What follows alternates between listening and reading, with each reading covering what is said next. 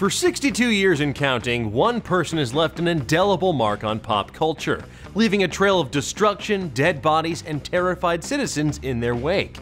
No, I'm not talking about Liam Neeson, he's 64, that's way different.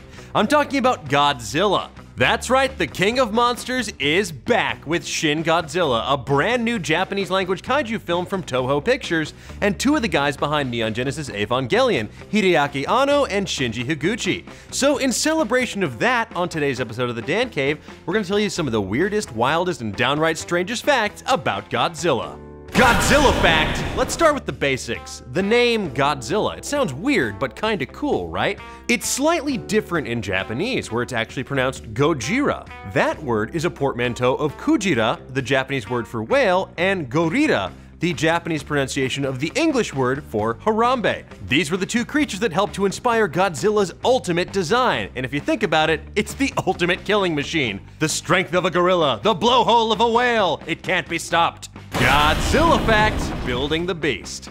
The special effects director Eiji Tsuburaya originally wanted to use stop-motion animation like in King Kong, but it turned out to be too expensive, so they decided to just create a suit. The original Godzilla suit weighed 220 pounds and was nearly impossible to move in. It also had skin designed to look like the keloid scar tissue that covered the skin of the victims of the atomic bombings in Hiroshima and Nagasaki. And if that sounds horrifying, then good, because the 1954 original Godzilla was released just 9 years after the bombs were dropped, and it was actually a direct response to those bombings and the post-war fears felt by many who'd seen the catastrophic power of nuclear weapons up close. Sometimes there's nothing funny about it, it's just something that needs to be told. Godzilla fact, the terrible truth. Now, some of you might not know this, but in the 1954 original, the opening scene is actually based on an event that happened in real life, and I'm not talking about the fact that a monster attacked a boat from the briny deep. What I'm talking about is the Daigo Fukuryu Maru, aka the Lucky Dragon 5, which was a 140-ton Japanese tuna fishing boat that was inadvertently exposed to fallout from US hydrogen bomb testing at Bikini Atoll. The test they witnessed was something known as Castle Bravo. It was the first ever test of a dry fuel thermonuclear device. And the Americans' response, when this whole thing sort of came out, was to accuse that of being a spy vessel. Jesus Christ, guys! What the f***? Godzilla fact, the sweaty man behind the latex curtain. Inside the suit of Godzilla was an actor, a Japanese man named Haruo Nakajima, who was 25 years old when he first put on that fateful costume, which he would go on to wear in 11 more Godzilla films. Now, if you remember, this thing weighs 220 pounds. This guy's just crawling inside of it. In an interview with CBS News, Nakajima revealed that it was scorching hot inside the costume, 140 degrees Fahrenheit to be precise. After a single take, the crew would drain as much as a cup of Nakajima's sweat from the suit, which is enough to make me want to vomit all of my blood. Now, considering how goddamn warm I was in those slow-mo destructo suits, I can only imagine what poor Nakajima-san went through.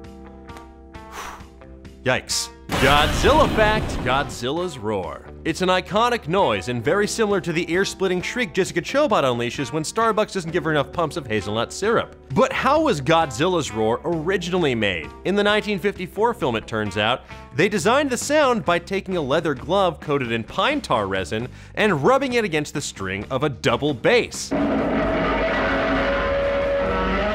And you thought bass players were worthless. I know you thought it. You're all thinking it. Godzilla fact, Batman v Godzilla, Dawn of Justice? Well, it's not so crazy, bear with me.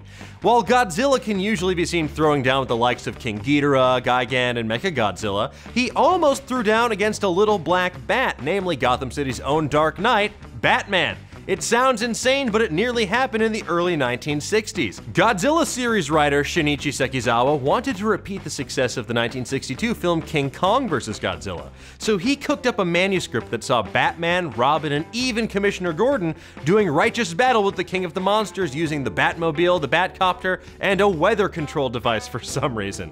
And honestly, I wouldn't be mad if this still came to pass. A live-action movie with Batman fighting Godzilla? I mean, wow. Godzilla fact, the Monster Mash.